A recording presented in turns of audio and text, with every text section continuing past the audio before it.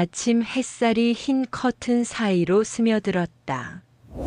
민정은 링거가 연결된 팔을 천천히 움직이며 창가 쪽으로 몸을 돌렸다. 병실의 공기는 유난히 차가웠다. 간호사가 문을 닫고 나간 뒤로 그녀는 오래된 꿈에서 깬 사람처럼 멍한 눈으로 바깥을 바라봤다. 바깥의 하늘은 흐리지도 맑지도 않았다. 어느 계절의 경계에 걸린 듯한 흐릿한 색. 그녀는 몇 번이고 천천히 숨을 들이마셨다가 내쉬었다. 탁자 위에 스마트폰이 진동하며 빛났다. 화면에는 단 3글자가 떠 있었다. 시아버지. 그 이름만으로도 민정의 어깨가 굳었다. 한동안 울리지 않던 번호였다. 손끝이 떨렸지만 전화를 받지 않았다. 대신 침묵이 병실 전체를 감쌌다.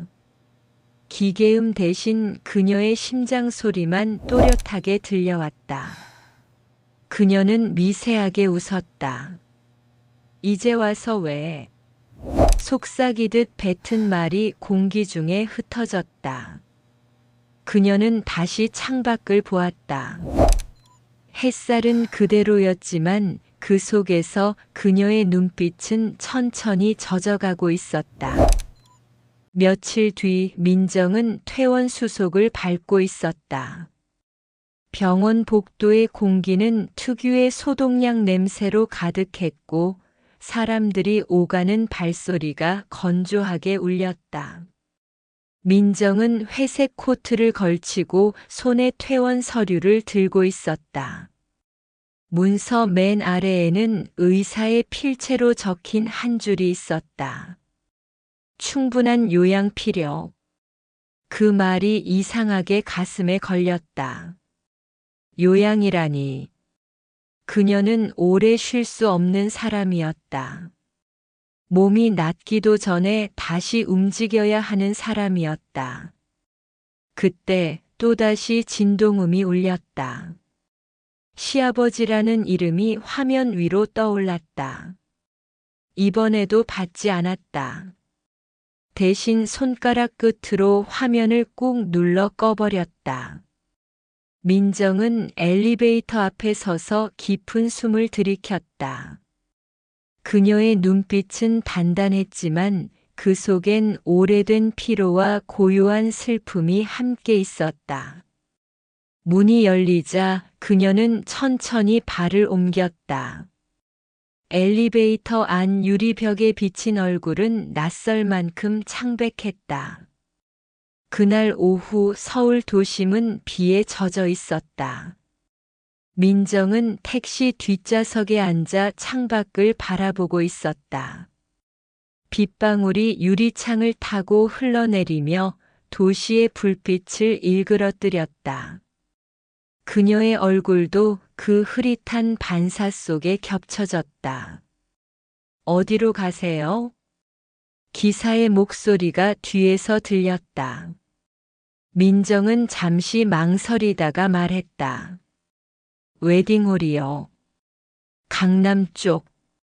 그 말과 함께 가슴이 잠시 떨렸다. 시동생의 결혼식. 몸이 아파도 가야 한다는 생각이 머릿속에서 떠나지 않았다. 그녀는 가족 중 누군가 빠지면 안 된다고 믿는 사람이었다.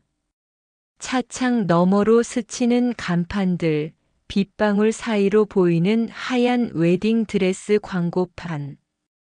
그녀는 문득 자신도 한때는 저런 드레스를 입었던 기억을 떠올렸다. 그때의 자신은 웃고 있었다. 하지만 그 웃음은 오래가지 못했다. 민정은 손가방 속에서 휴대폰을 꺼냈다.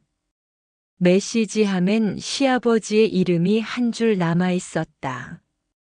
민정아, 꼭 좀 와야 한다. 그 문장을 읽는 순간 눈가가 미세하게 떨렸다. 그녀는 핸드폰을 천천히 덮고 창밖을 향해 고개를 돌렸다. 비는 여전히 내리고 있었다. 도시는 흐릿했고 마음은 더 깊게 젖어들었다. 웨딩홀 앞 밝은 조명 아래 하객들이 분주히 오가고 있었다. 하얀 꽃 장식과 샴페인빛 리본, 그리고 사진을 찍는 사람들. 민정은 그 속을 천천히 걸었다. 몸이 무거웠다. 손에 쥔 축의금 봉투가 이상하게 뜨겁게 느껴졌다. 누군가 형수님 하고 부르는 소리에 고개를 들었지만 그녀의 표정엔 힘이 없었다. 식장 입구에는 시동생이 새 신부와 함께 서 있었다. 그들은 환하게 웃고 있었다. 민정은 억지로 미소를 지었다. 그 순간 시동생의 눈빛이 그녀를 스쳐갔다. 잠시 머뭇거리던 그는 어색하게 고개를 숙였다. 민정은 아무 말 없이 지나쳤다. 발소리가 대리석 바닥에 또렷하게 울렸다. 그녀의 걸음은 느렸지만 묘하게 단호했다. 식장 안은 하얗고 화려했다. 천장에는 샹들리에가 빛나고 피아노 선율이 은은하게 흘러나왔다. 하객들의 웃음소리와 셔터 소리가 섞여 공기마저 번쩍였다. 민정은 맨 끝자리에 앉았다. 그녀의 앞에는 꽃길이 있었다.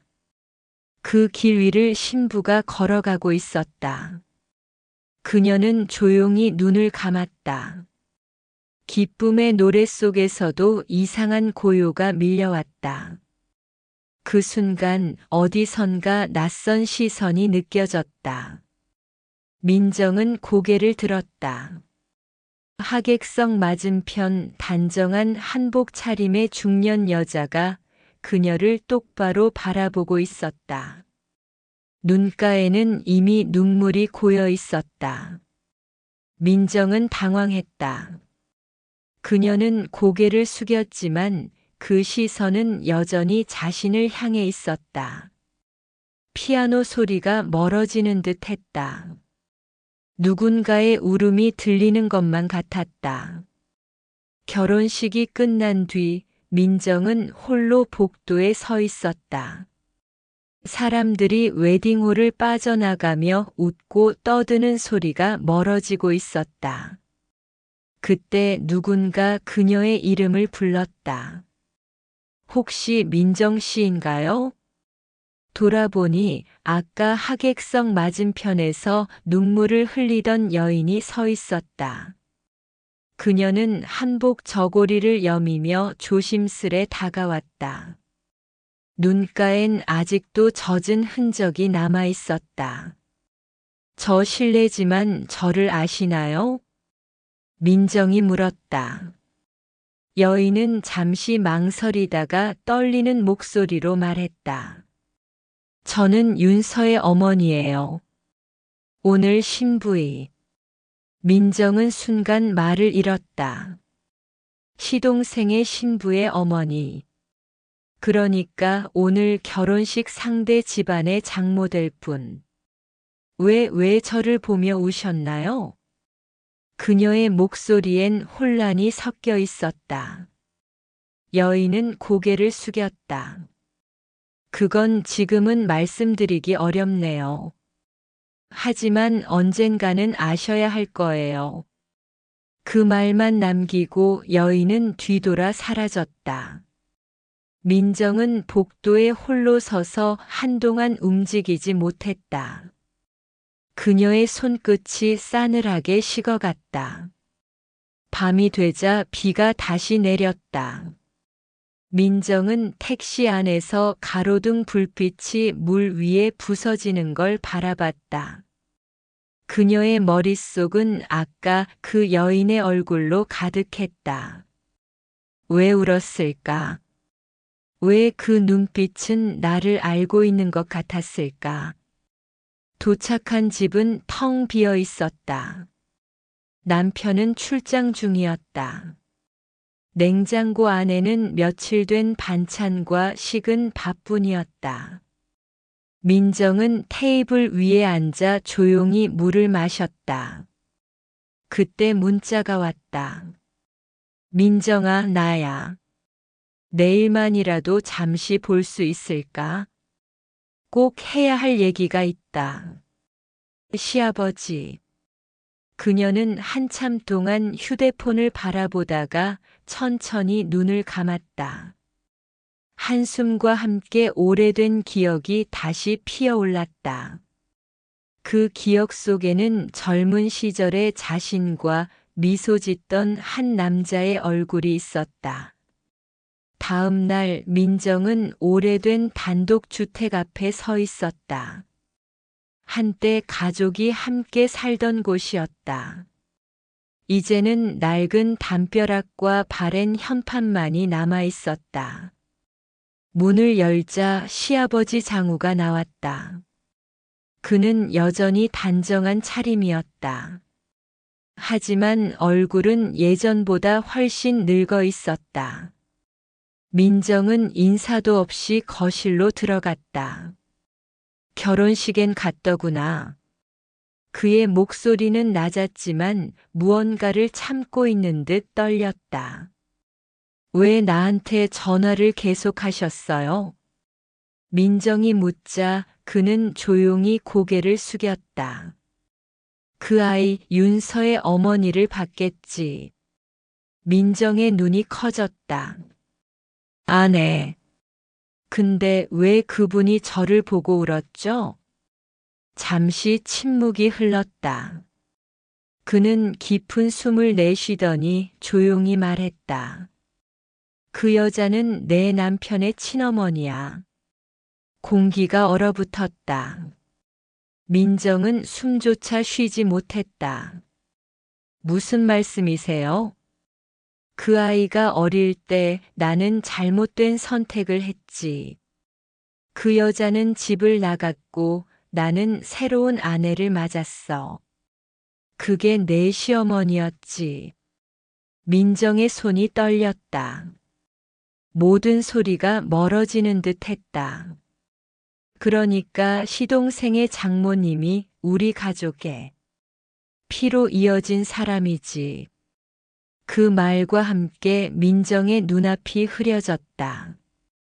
그녀는 의자에 주저앉았다. 방 안엔 오래된 시계의 초침 소리만 또렷하게 들려왔다. 민정은 비를 맞으며 밖으로 나왔다. 하늘은 무겁고 회색이었다. 비가 얼굴을 때렸지만 그녀는 그대로 걸었다. 머릿속은 혼란으로 가득했다. 시아버지의 비밀, 시동생의 결혼, 그리고 시어머니의 과거. 그 모든 게 하나의 끈으로 이어져 있었다.